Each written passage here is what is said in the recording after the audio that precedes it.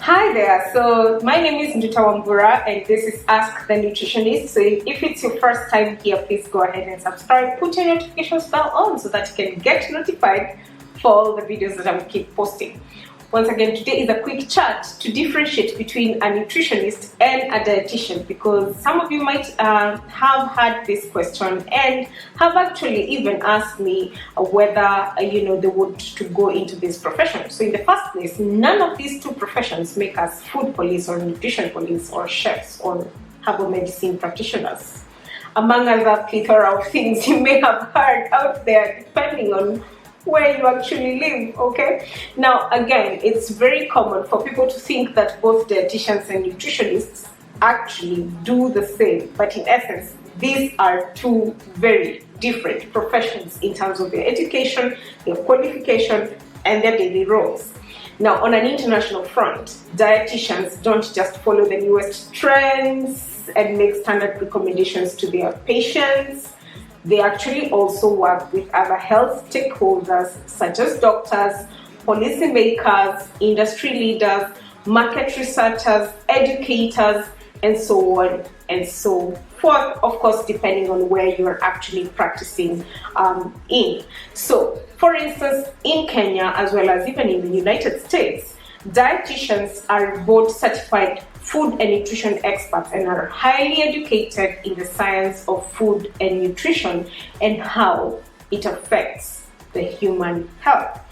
And through a series of trainings, dietitians usually acquire the expertise to tailor individual needs in a span of settings such as hospitals, clinics, research institutions, and local communities. And since nutrition is a very young science, they also require to undergo continuous training. So to earn the credential registered dietitian or registered dietitian nutritionist, someone needs to complete the criteria set by the governing bodies, including Kenya in this case. So the credentials for a registered dietitian or a registered dietitian nutritionist can actually be very much interchangeable, and someone must earn either a bachelor's degree or an equivalent from a university or college that is actually recognized in the country that you're studying in.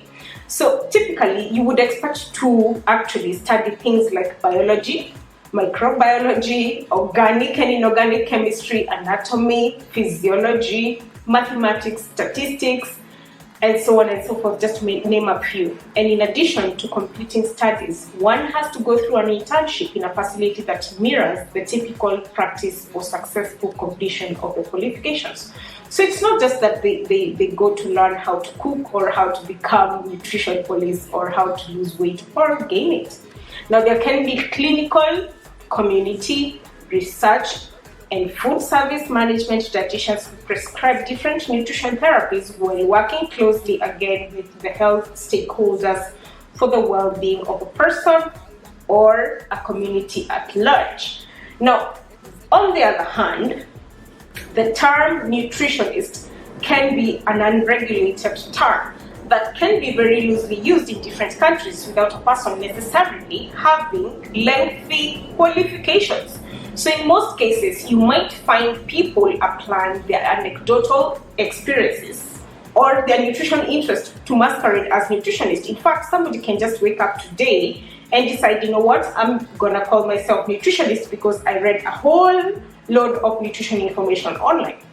Now, since most could be uncredentialed, it is crucial to ensure that you do a background check on anyone who goes by this title alone, since their advice may not be seasoned, and you would also need to verify whether this person is board certified by the governing body of your country, and be wary of those that may not have gone through proper training. Now, individuals who refer to themselves as nutritionists alone could also either be health coaches, wellness coaches, or even nutrition specialists.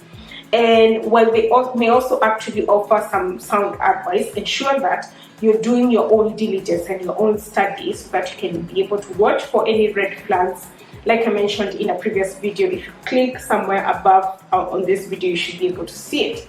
So now, What I'm saying, all in all, is that while you are safe listening to a registered dietitian nutritionist or a nutritionist who is certified, always ensure that you're getting what is personalized for you and not just advice out of the blues or some advice that seems to have worked for someone else.